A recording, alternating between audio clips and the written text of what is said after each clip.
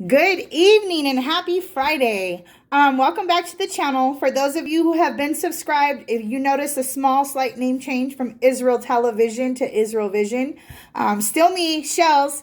I'm glad to see you guys. It has been a couple days, but if you can bear with me, I am full-time working as well as I have other things going on in my life, like shining my light.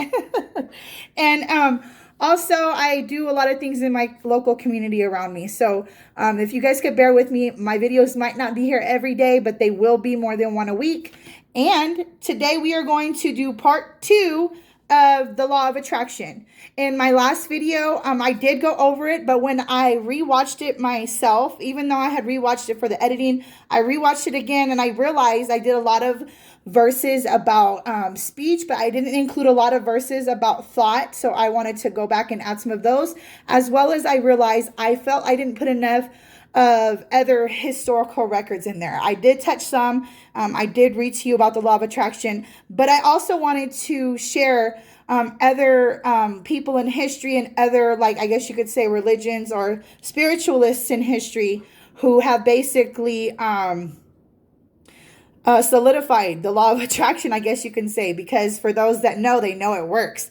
And the thing about it is, you guys, is that we know energy is never lost but transferred, and the law of attraction works with the energy. And even in the Bible, like it says, keep your mind focused on the, the proper things and the positive things. So like I said, it's even in the Bible. But with that being said, energy doesn't do language. So it's like, even though you might be thinking, gosh, I'm broke and I need money, the energy is not going to register that as you're needing money. It's only focusing on the constant thought of you not having money. So with that constant thought of you not having money, you're basically drawing a vortex to continue to not have money. So it's very, very, very important that we keep our thoughts positive, which is why in the Bible it says, whatsoever things are true, whatsoever things are honest, whatsoever things are just, think on these things.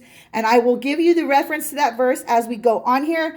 But I wanted to give a small precursor before I get into this video and this reading, to basically kind of just tie it all in and just really help some of you guys understand more about the law of attraction, because even as intelligent as I am, I didn't fully understand it until much recently. I have these certain thoughts where, we are all in different levels of the struggle. Some of us are struggling with certain things that others aren't struggling with. Some of us are struggling financially. Some of us are struggling physically. So we are all in levels of the struggle. But I did not realize that even just thinking about the fact that I didn't have money would create a vortex to continue the not having the money. So it's kind of like this. And basically, to sum that up, and then I'll get into the references and the other readings I have in this part 2 video. Basically, to sum it up, is no matter what you do, no matter where you are, even if you're in prison, even if you are in what some would say are rough situations, you have to find the one, even if it's just one positive thing. Try to find more. But if all you could find is the one positive thing, even if it's to the extent of I'm alive and I'm breathing. And see, this is what consciousness is about. It's about finding peace, within any situation. Because at the end of the day, we have to realize that our bodies are essentially our homes. We have these beautiful houses and we have apartments and things like that. But at the end of the day, our body is our home. So we have to come to the point of finding the positive, even if it's just I'm alive and I'm breathing. And we have to focus on that.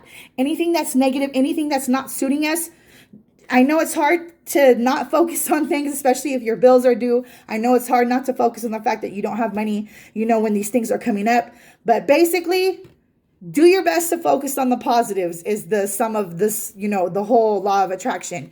And with that said, I'm going to go ahead and read these other references that I have and these other verses. Here we go. So for today, I'm going to actually start with the Bible verses first, and then I'll move on to like the quotes from Einstein, Tesla, Buddha, and some other references I have for you. Romans 12:2. Do not copy the behavior and customs of this world, but let God transform you into a new person by changing the way you think. Then you will learn to know God's will for you, which is good and pleasing and perfect. Philippians 4:8, and this is the verse that I was referencing earlier. Whatsoever is noble, whatsoever is right, whatsoever is pure, whatsoever is lovely, whatever is admirable, if anything excellent or praiseworthy, think about these things. Mind you, I think this is ESV. I personally do prefer the King James, but at the end of the day, the pieces are there for those who want to see it. So I'm not going to try to be too on which Bible you should be reading out of, but here we are. Proverbs 23:7, one of my favorites. As someone thinks within himself, so he is. That's the same as that one quote. I think, therefore I am. I don't know who really came up with that, and maybe it was, and actually it was probably from the Bible. So 1 Peter 1:13, therefore preparing your minds for action and being sober-minded, set your hope fully on the grace that will be brought to you at the revelation of Jesus Christ. 2 Timothy 1:7, for God gave us a spirit not of fear, but of power, love, and self-control. Colossians 3:2, set your minds on things that are above, not on the things of the earth.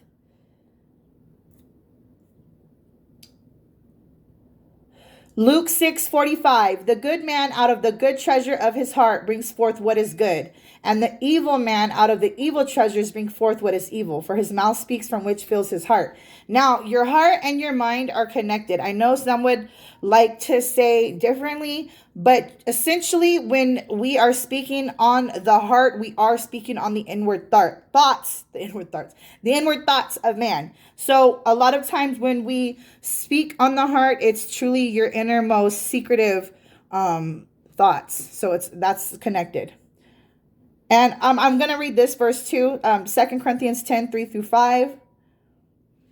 For though we walk in the flesh, we do not war according to the flesh. For the weapons of our warfare are not of the flesh, but divinely powerful for the destruction of fortresses. We are destroying speculations and every lofty thing raised up against the knowledge of God. And we are taking every thought captive to the obedience of Christ. Now, this is honestly the perfect verse, and it sums all of it up. Because it's literally telling you, even though we're here in the flesh, our war is not a fleshly war. It takes place in spiritual and other realms. Like, it's basically telling you that it's within your mind that you have to do a lot of this spiritual work. So I'm going to end with the verses right there because that just seems like the perfect verse to end on. And now I'm going to start with some of these quotes and a couple more of the, what's that word? References. References is the word I was looking for. So here we go. These are quotes by Nikola Tesla, actually. And it says, if you want to find the secrets of the universe, think in terms of energy, frequency, and vibration. Nikola Tesla. If nobody knows who Nikola Tesla is, I'm sure everybody knows who Tesla is because everybody wants a Tesla. Mind you, there was a great mind behind the actual thought and building of that car, along with a lot of other things. So, and it's another quote. Everyone should consider his body as a priceless gift from one whom he loves above all. A marvelous work of art, an indescribable beauty and mystery beyond human conception, and so delicate that a word, a breath, a look, or even a thought may injure it. Invention is the most important product of a man's creative brain. The ultimate purpose is the complete mastery of mind over the material world. The harnessing of human nature to human needs. Nikola Tesla again. Most persons are so absorbed in the contemplation of the outside world that they are wholly oblivious to what is passing on within themselves. Nikola Tesla. Peace can only come as natural consequence of universal enlightenment and merging of races. We are still far from this blissful realization. Again, that's Nikola Tesla. I know that's not as pertinent to this, but I thought I'd share that anyways. My brain is only a receiver in the universe. There is a core from which we obtain knowledge, strength, and inspiration. He's talking about the Most High right there, the source. Here's Einstein. And Einstein said, everything is energy. And that is all there is to it. Match the frequency of the reality you want, and you cannot help but get the reality. But get that reality. It can be no other way. This is not philosophy, it's physics. So basically, Einstein busted it down to physics. He basically was like, Match the energy of whatever reality is you're searching for. So whether it is like you want to be a famous whatever, or you just want to survive and make enough money, match the energy of whatever that is that you are searching and reaching for, and you will get that. And so I'm going to go ahead and read this, and it's from lawofattraction.com, and this is just a few more like basically historical references and some quotes in history, and all of this you can find on lawofattraction.com. All right. If we look back far enough, we see that the roots of the law of attraction can be found in a range of ancient practices and Eastern teachings. While it wasn't called the law of attraction in ancient times, it was referred to in Buddhist writings as well as in Christianity. For example, the Buddha famously said that our thoughts make us what we are. Plus, Jesus can be interpreted as telling us about our limitless power to create. Here's a quote by Buddha. All that we are is the result of what we have thought. It is widely believed that because of the law of attraction has always determined the course of our lives, humanity has always carried some awareness of it, even if only subconsciously. However, the phrase law of attraction didn't come into use until the work of Madame Helena Blavatsky. I hope I said that right. Now, the 19th century arguably marked the beginning of the New Thought tradition. In turn, this led to concepts like manifestation entering the public consciousness. While a number of authors played key roles in this crucial development period, Helena Blavatsky and Thomas Troward were among two of the most significant. Helena Petrovna Blavatsky. I hope I'm saying that right. Helena Blavatsky gave spiritual instruction and guidance across a huge range of different countries in the 19th century. By this time, she had a reputation for being extremely spiritually gifted. She drew on ancient religious traditions to write a book called The Secret Doctrine. Much of what she believed overlapped with what we now call the law of attraction. In particular, she contended that our thoughts about ourselves and our identity are what define who we are and what we're capable of. She emphasized our ability to shape reality and our power to move past our own limitations. Don't you know we're limitless? Both of these messages are found in contemporary manifestation teachings. And here's one of her quotes. The universe is worked and guided from within outwards, which makes sense. As within, so without, as above, so below. I know you guys like to say that all that's against God, but I'm telling you, it all goes back to him. What writes history? I'm in a good mood today. It's Friday. I'm glad to be off for the next couple of days. Just go with the energy. It's great. It makes you feel better. Here's another quote. What writes history is the power of ideas, the power of thought, and every moment offers the potential to write something new. These are still Helena quotes. Do not be afraid of your difficulties. Do not wish you could be in other circumstances than you are. For when you have made the best of an adversity, it becomes the stepping stone to a splendid opportunity. And this is basically saying, you know, when you're struggling and when things are going rough, like, just know that that's just part of it. Still focus on the good things, because those rough things, those horrible things, those things that usually we consider as the suffering, those are the things that make us, and they're also the stepping stones to our future. Now, on to Thomas Troward. Troward, Troward, so that way you know how to spell his last name. Similarly, Thomas Troward's work in the 19th century is widely believed to have influenced some of the most significant contemporary law of attraction monographs, including The Secret. So she wrote The Secret Doctrine, and he wrote The Secret. He is described by some as a mystic Christian. Excuse me for tripping over my words. In addition, he shared Madame Blavatsky's belief that we will learn the most by combining teachings from a range of spiritual traditions. I have to agree, because clearly all of the puzzle pieces are within all of these religions and spiritual teachings. It's not just in one. So I have truly myself went through and studied and kind of connected the puzzle pieces. And I do get confirmations for the certain things that I realize are part of the truth. The Most High does give me confirmation, so I know that it's okay for me to stand on. And so, yeah, I have to agree fully with that. Now, here are some of Thomas Troward's quotes. My mind's a center of divine operation. Belief in limitation is the one and only thing that causes limitation. So basically, he's saying if you believe you're limited, that is the only thing that's actually going to limit you. Take it out of your mind. You can do anything. Like literally, we can do anything. Like we could fly. I know it sounds crazy, and I know you guys are like, what is she doing right now? No, we can fly. I'm telling you, you're limitless. We cannot really think in one way and act in another. On to the next. I don't want to get too carried away, but yes, I'm very high energy and I'm having an excellent day. 1906, William Walker. Yeah, we're not done yet. There's a lot more.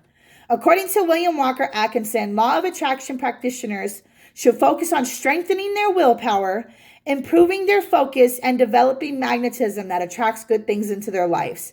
In his lifetime, he wrote more than 100 books. For a time, he practiced law alongside writing. He later returned to law. Okay, I'm not going to read all of this. If you guys want, you can go to thelawofattraction.com and read the rest of these little stories. But I'm just going to go to the next reference because, like I said, there's so many. 1910, famous science of getting rich. 1910, famous for the science of getting rich, Wallace DeLois Waddles created a burst of new interest in the law of attraction. So I'm giving you the years, and as this continued on within the history of what we know. But that in itself should tell you that there's definitely something here. Like, I guess you could say, some people say if like one or two people come up and tell you something, maybe, take it, listen to it, but don't necessarily put all your weight in it. But if you got like 5, 6, 7, 8, 30, 40, 100 people coming and telling you the same thing, you might want to take that into real consideration and not just as a grain of salt. So on to 1937, Think and Grow Rich by Napoleon Hill. Napoleon Hill began his career as a journalist. However, he became famous after outlining his law of attraction techniques in the 1937 book, Think and Grow Rich. On to the next one. So this is mid to late 20th century law of attraction history. And this is still within the lawofattraction.com. This is like its own, history references. The law of attraction only became more popular and influential in the mid to late 20th century. For example, by Jerry and Esther Hicks. I'm sure some of you are already aware of the Abraham Hicks. They rose to prominence in the 80s, purporting to channel messages from non-physical beings. Esther Hicks' 9 books, collectively called The Teachings of Abraham, provide highly readable explanations of how the law of attraction works. Now, I have actually watched a few YouTube videos on this, on the Abraham. There's an actual Abraham Hicks channel. I don't know if that is, created by the originals that wrote the book or what, but it actually did kind of help me to understand it a little bit more.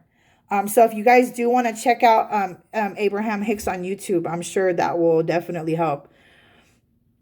All right, now this is the one that I'm sure you guys are all aware of, and this is the law of attraction and in the 21st century under the book The Secret.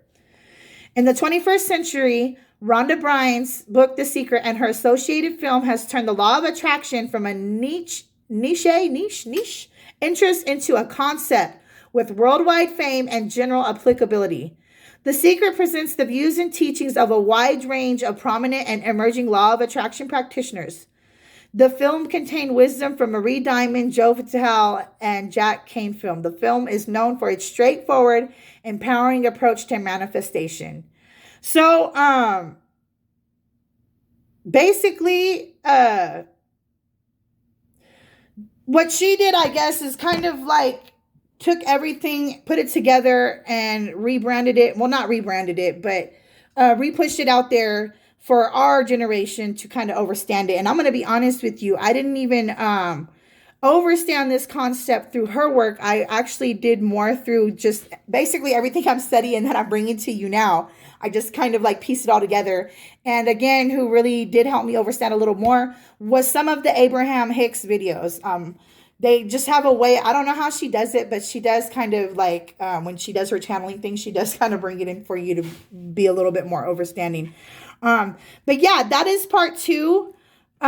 And as we just learned, it has been a practice that has been used for many centuries in many different spiritual practices. It's basically outlined, even though it's not called the law of attraction.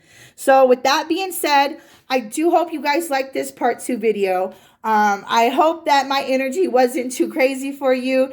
And I hope you guys have a wonderful weekend. So have a good evening.